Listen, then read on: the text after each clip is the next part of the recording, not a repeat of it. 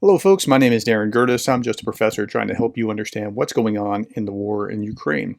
So here are our three big stories for today. I'm not going to talk about passing the 500,000 mark. I talked about that this morning, and you can go see that. And I'm thinking about doing a video, tell me if you want to see that, trying to compare where the Russians are, where the Ukrainians are with the best estimates of both sides. Just put that in the comments below.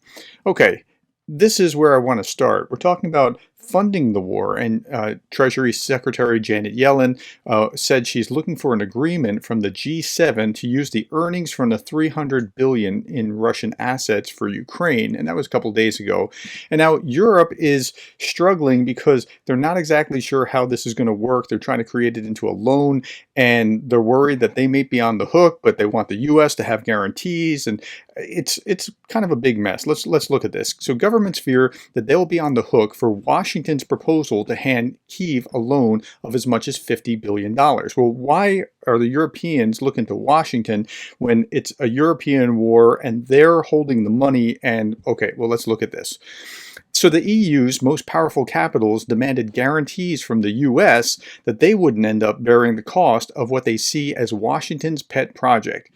Okay, first, why is it Washington's pet project when, again, it's a European war? The G7 should be really focused, or not the G7, the EU should really be focused on this. Okay, for months, the U.S. has been pushing its European allies to look into alternative ways to raise cash for Kyiv, amid fears that existing funds to the war-torn country will run out as early as next year. That's a legitimate possibility, especially if Trump is elected or the U.S. government is divided as such where there's so much Republican support that they can block something. The G7 is making progress on the U.S.-led proposal to bring forward the future profits of the assets for the loan.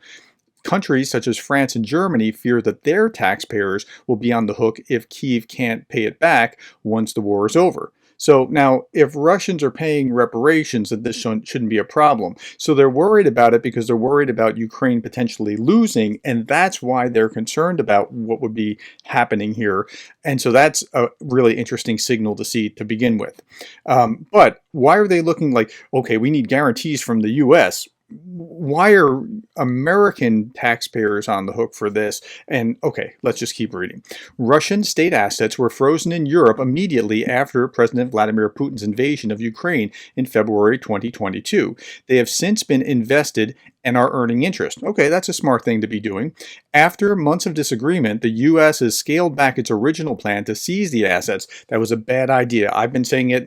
I know a lot of you would like to have done that. I think it would hurt the banking system, but again, that's just me. I could be wrong, but they scaled it back into just a loan on the assets. Okay, scaled back the original plan to seize the assets in their entirety and instead use the interest as leverage for a loan. Okay, that seems fairly reasonable. The EU has more skin in the game because it holds the bulk of Russia's frozen assets. And so most of it's in Europe, not in the United States, and so that's why. Okay. Ukraine's finance minister, who attended the G7 meeting, said his country potentially faced a budget shortfall of at least $10 billion in 2025. He described the U.S.-led plan as a step in the right direction, adding, however, that he supported seizing the Russian assets in their entirety. And if I were him, I would think the same way. Okay, so while I say it's a bad idea, I don't think it's healthy for the banking system. If I sat in his seat, I would think very differently. Okay, EU members of the G7, Germany, France, and Italy, stressed that the U.S. must pay its share if interest payments change halfway through the loan or if Ukraine can't service its debt in the years to come. So, okay, that's just going to become more fodder for anti-Ukraine positions to say, why are we paying more for this far war? Okay, at any rate, let's keep going. One of the options on the table involves issuing an open-ended loan without any formal expiration date to limit the risk of paying more interest rates than expected. Okay, so that actually is one workaround. Now, you also have some flies in the ointment. Hungary might oppose anything that comes close to the U.S. plan.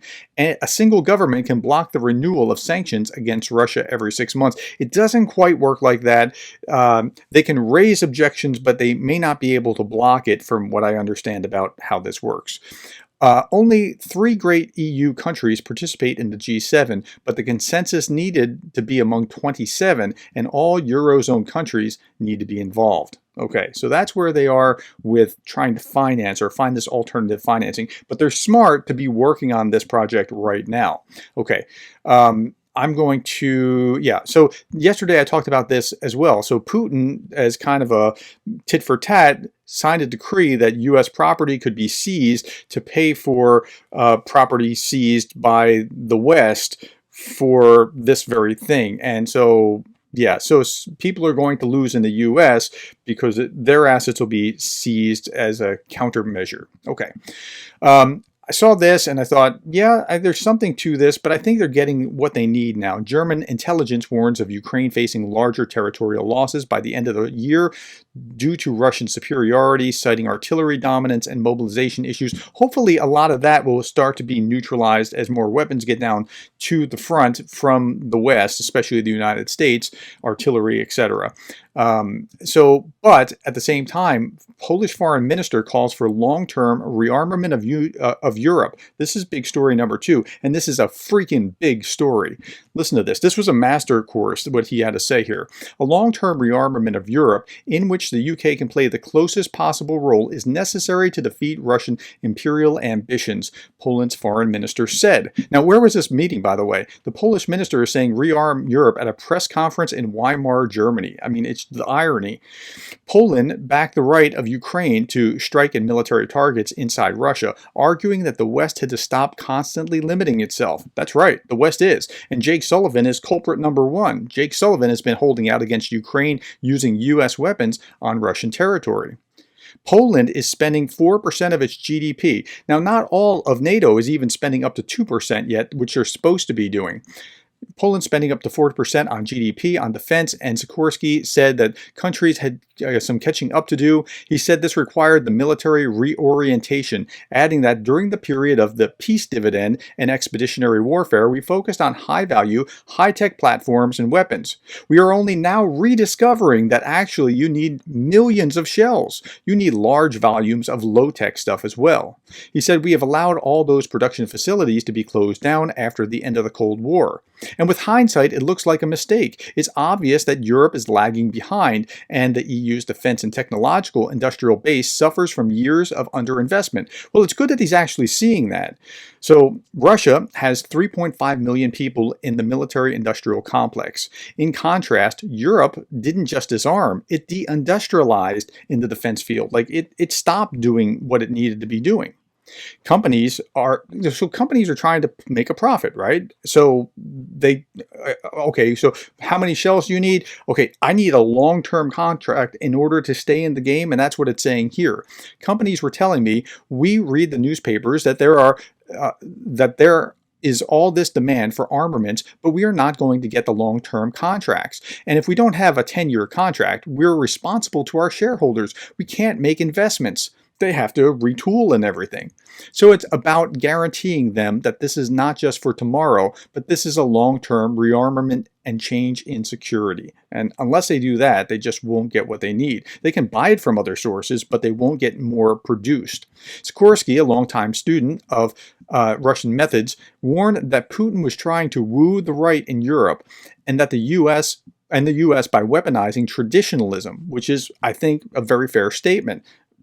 They keep doing this, and Tucker Carlson is the main spokesperson in the U.S. of this kind of thing. Putin is an absurd leader of international conservatism. We're talking about a KGB colonel. Like when you say it, when you put it in those terms, that made me laugh the first time I read it. It just, that's right. He is an absurd choice. Although he said the Weimar Triangle would have expanded to a quartet, but for Brexit, Sikorsky said that he favored the deepest possible inclusion of the United Kingdom in the EU security and defense structure. And I think that needs to be the way that it works. Not including Britain would be absurd. On the issue of Ukrainians avoiding conscription, Sikorsky said Ukraine has to tell us what she wants to do about their citizens, so it's in their court. He said that Europe has to learn to play the escalation game better by keeping Putin guessing about its intentions. Macron is doing that, and the rest of Europe needs to be doing that as well. Asked whether it was permissible for Ukraine to strike military targets inside Russia, he said the Russians are hitting Ukraine's electricity grid and their grain terminals and gas storage capacity, civilian infrastructure. The Russian operation is conducted from the headquarters at Rostov-on-Don. Apart from not using nuclear weapons, Russia does not limit itself too much. So last little bit here, and I thought this was brilliant insight into how the game should be played, the international chess game that's being played right now. He said he was skeptical about Russian threats to use nuclear weapons, saying the Americans have told the Russians that if you explode a nuke, even if it doesn't kill anybody, we will hit all your targets or positions in Ukraine with conventional weapons. We will destroy all of them. Okay, that's a credible threat. The Chinese and the Indians have read the Russia the Riot Act, and I think there might be some truth to this.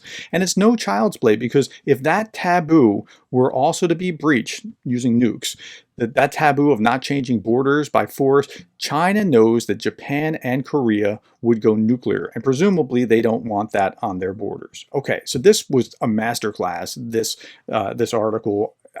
He's got his head screwed on straight. Okay, third big article, this will be quick. Russia and North Korea may be planning a major military provocation ahead of the U.S. election. Now, we don't know what this will look like, but a U.S. intelligence official told NBC News that North Korea may resort to the largest military provocation in a decade. He said Pyongyang would likely do so at the behest of Russian dictator Vladimir Putin. We do not doubt that North Korea will behave provocatively this year. The only question is how much the situation will escalate. So shooting off a couple of rockets, that's, on the low end of the scale, and that's a provocation, and North Korea does that periodically. Hopefully, it's not a Pearl Harbor-like kind of provocation, because that could be very, very bad in very many ways.